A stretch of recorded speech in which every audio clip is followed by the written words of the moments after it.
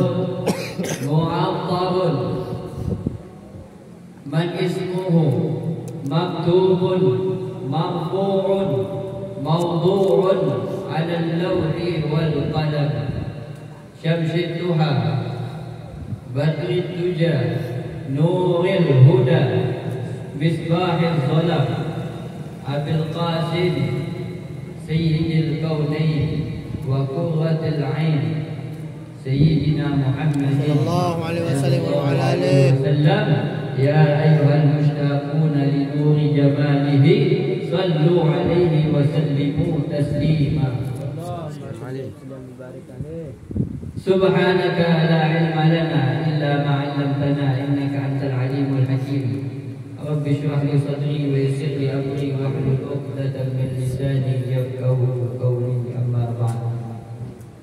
Yang saya hormati Sahibul Bait Al-Habib Ahmad, yang saya hormati orang tua kita Al-Habib Umar Al-Idrus, yang saya hormati para orang tua kita, sesepuh kita, para habaib, para asatid, dan para hadirin wal hadirat, tamu Rasulullah sallallahu alaihi wasallam pada malam hari ini.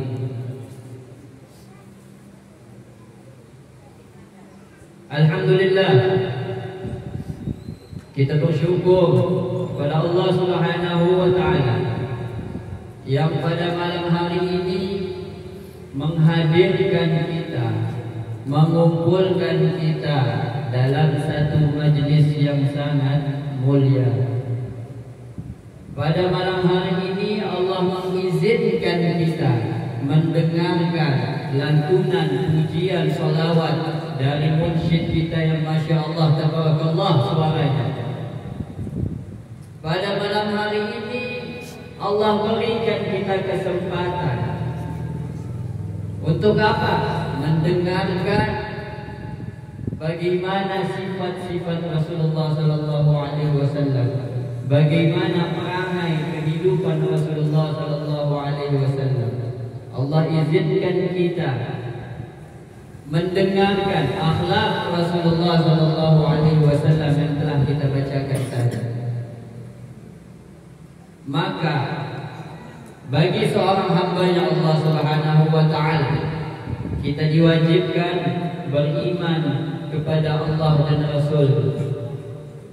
Allah katakan di dalam Al-Qur'an, "Aminu billahi wa rasulihi wa nuril ladzi anzalna." Allah katakan berimanlah kalian kepada Allah dan Rasul-Nya, wa nuril ladzi anzalna, dan kepada cahaya yang telah kami turunkan. Bagaimana mungkin, kata para ulama, seorang hamba bisa beriman kepada Allah Subhanahu kepada Rasulullah sedangkan dia tidak mengenal Rasulullah sallallahu alaihi wasallam? Ada yang mengatakan, bagaimana saya mau beriman kepada manusia? Saya manusia, dia manusia. Jangan salah. Syair mengatakan, Muhammadun basyarun la kal basyari. Muhammad, Nabi Muhammad manusia, oke, manusia. La kal basyari, tetapi bukan seperti manusia biasa. Bal huwa kan yanuti bainal hajari. Akan tetapi Nabi Muhammad seperti batu permata, bainal hajari, di antara batu-batu yang lain. Permata ini batu atau bukan? Batu atau bukan? Batu. Permata termasuk daripada jenis batu. Akan tetapi permata tersebut lebih mulia dari batu-batu yang lain. Itulah Rasulullah SAW lebih mulia dari manusia-manusia yang lain. Bukan batu giok, bukan batu bacan ini. Ya, ini batu permata lebih mulia dari batu-batu yang lain. Itulah yang diibaratkan kepada Rasulullah SAW. Rasulullah manusia, oke, tetapi lakan kasyam, bukan seperti manusia yang lain. Manusia yang di sisi Allah lebih mulia, lebih agung. Sallu ala Nabi Muhammad. Maka dari itu, bagi seorang hamba ketika ingin beriman kepada Rasulnya, kepada Nabi Muhammad SAW, sebelumnya harus mengetahui siapa itu Nabi Muhammad SAW, bagaimana akhlak beliau, bagaimana kepribadian, perangai beliau, kehidupan bagi beliau. Dengan majelis seperti ini yang diadakan oleh panitia Arba'in, alhamdulillah majelis ini menjadi wadah, menjadi tempat kita untuk mendekatkan diri kita kepada Allah dan Rasulnya, untuk mendengarkan bagaimana pujian-pujian kepada Rasul, bagaimana akhlak-akhlaknya Rasul Sallallahu Alaihi Wasallam. Semua yang ada di dalam majelis ini. 40 hari ini diadakan, insya Allah berjalan lancar. Insya Allah kita tidak pulang dari majelis-majelis seperti ini melainkan kita mendapatkan sesuatu yang dapat kita bawa pulang. Karena majelis ini dikatakan, ya ayyuhalladzina amanu istajibu lillahi wa rasulihi. Wahai orang yang beriman, kata Allah, penuhilah panggilan Allah dan Rasulnya. Panggilan untuk apa? Idza da'akum lima yuhyikum. Apabila engkau dipanggil kepada sesuatu yang memberi kalian kehidupan. Rasulullah Shallallahu Alaihi Wasallam adalah seorang insan manusia yang dapat memberikan kehidupan di hati kita. Hayatu Rasulullah Sallallahu Alaihi Wasallam wa ma jaa fihi min aqwalin wa af'alin wa ahwalin wa huda wa irsyadat kulluhu hayatun lil qulubil mu'minin. Semua apa yang ada datang pada diri Rasulullah, akhlak Rasulullah, kehidupan Rasulullah, nasihat-nasihat Rasulullah, sunnah-sunnahnya Rasulullah dapat menghidupkan hati setiap muslim. Nah, tempat inilah, majelis seperti inilah tempatnya. Majelis seperti inilah yang dapat menghidupkan hati, dapat menghidupkan ruh seorang hamba. Di dalam kitab Mukhtasar Safir Safwa dikatakan, ma ra'aitu liqalbin anfa' min dzikri shalihin. Aku tidak pernah mendapati satu hal pun yang lebih bermanfaat untuk hati selain menyebut orang-orang saleh. Nabi Muhammad sallallahu alaihi wasallam khairul ummah. Nabi Muhammad sallallahu alaihi wasallam, Nabi Muhammad sallallahu alaihi wasallam pemimpin para orang saleh, pemimpin para nabi. Jangan ditanyakan lagi kesolehan. Yang kita bacakan ini adalah nabi, bukan lagi orang-orang saleh yang biasanya. Maka menyebut, mengingat orang-orang saleh adalah nutrisi bagi tubuh kita sendiri, untuk roh kita, nutrisi. Sebagaimana jasad kita ini memerlukan vitamin, ya dah, jasad kita ini memerlukan makan, memerlukan nutrisi. Itulah juga roh kita ini. Roh kita ini, hati kita ini juga memerlukan nutrisi, vitamin. Apa vitaminnya? Zikr sholihin, mengingat orang-orang saleh, mengingat Nabi kita Muhammad sallallahu alaihi wasallam. Saya teringat satu kisah. Nama ulama tersebut Syekh Isa Al-Bayanuni, asal dari Syria, yang dulunya kota Syam sekarang menjadi kota Syria. Beliau terkenal maddah Rasul, orang yang selalu memuji Rasul Muhammad sallallahu alaihi wasallam. Beliau selalu menulis syair tentang Nabi Muhammad, selalu mengingat Nabi Muhammad. Sampai suatu ketika beliau dapat ilham bahwasanya sebentar lagi beliau akan wafat. Beliau bergegas merapikan keperluannya, pakaiannya yang diperlukan. Kemudian beliau ajak para muridnya. Kebetulan pada saat itu musim haji. Beliau pergi ke Mekah. Berangkat ke Mekah bersama para muridnya. Sampai di Mekah beribadah segala macam, menunaikan haji. Beliau mampir. Orang ceramah nanti ya. Beliau mampir. Sampai di Mekah beliau mampir ke rumahnya Syekh Alwi bin Abbas Al-Maliki. Di sana ternyata lagi majelis perkumpulan para ulama. Ada satu pembahasan tentang tasawuf.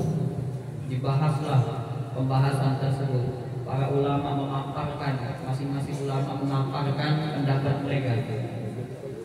Pas kena giliran Syekh Isa tersebut kena giliran beliau, dipaparkan segala macam, tak takjub semua orang. Sampai Syekh Alwi bin Abbas Al-Maliki pun takjub. Beliau bertanya, wahai Syekh Isa, dari mana ente dapat ini pemaparan ini? Masya Allah, dari mana ini? Syekh Isa menjawab, saya dapat dari buku saya, manuskrip saya. Oh kalau begitu tahun depan kalau antum kembali lagi haji ke sini, tolong bawakan saya mau lihat, saya mau pelajari. Kata Syekh Alwi bin Abbas Al-Maliki. Kata Syekh Isa, wallahu a'lam, mungkin tahun ini saya tak kembali lagi ke sini ya, kata beliau. Bingung, Syekh Alwi bingung. Terus Syekh Isa melanjutkan lagi. Ya, saya tak kembali. Saya kemarin mimpi Rasulullah SAW. Rasulullah memberikan saya bisyarah, kabar bergembira bahwasannya saya telah diberikan tempat khusus ketika saya meninggal.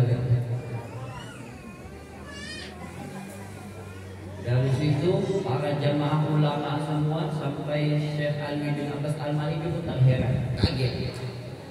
Setelah dari itu selesai dari majelisnya Syekh Abbas Al-Maliki, Syekh Isa berangkat bersama para muridnya menuju kota Madinah.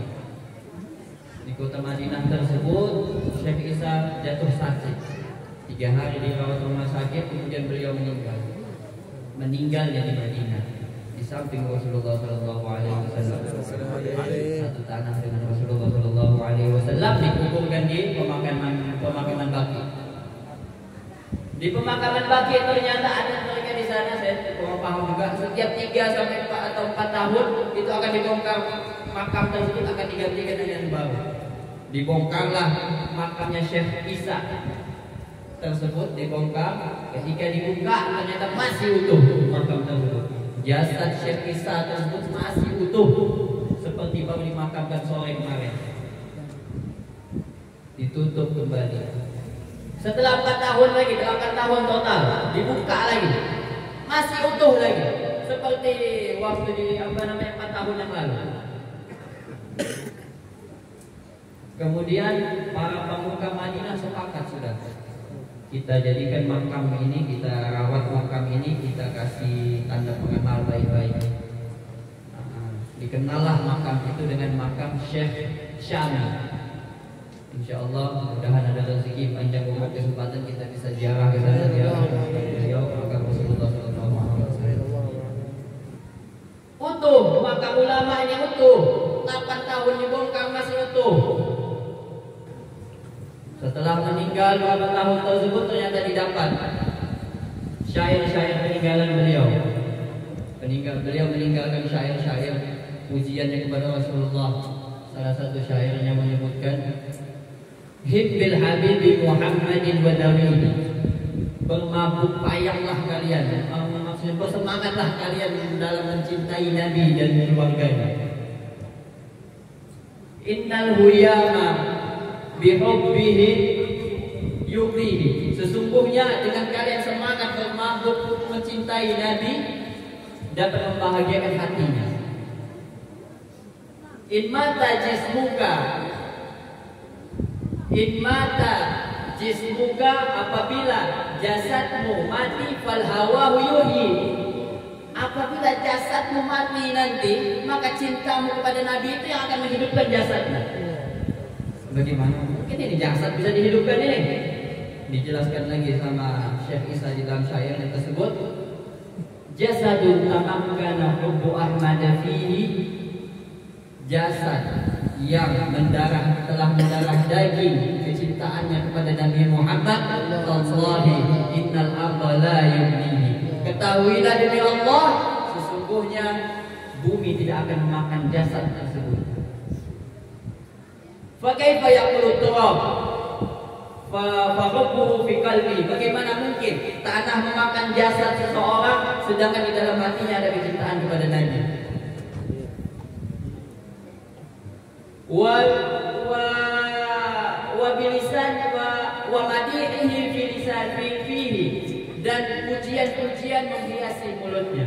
Bagaimana mungkin tanah bisa memakan orang yang di dalam jasadnya ada kecintaan kepada Nabi, ada selalu memuji Rasulullah SAW. Ternyata sejauh sebelum beliau meninggal, beliau telah meramal dengan menulis syair tersebut bahwa jasad tidak akan dimakan selagi jasad tersebut ada kecintaan kepada Nabi Muhammad SAW. Dan terbukti jasad beliau 8 tahun masih utuh. Kita berdoa semoga majelis-majelis kita ini selalu berjalan dalam keadaan lancar. Semoga kita diberikan keistiqomahan agar selalu dawam berselawat kepada Nabi Muhammad SAW, menjalankan sunnah-sunnahnya, mengikuti perintah-perintah Rasulullah SAW. Semoga berkat majlis kita ini orang-orang yang sakit dari kita disembuhkan, kemudian segala hajat kita dikabulkan, kemudian kepada sahibul bait semoga rezeki beliau dimudahkan, semoga dikabulkan segala hajatnya. Hadza minni al-'afwu minkum. Wassalamualaikum warahmatullahi wabarakatuh.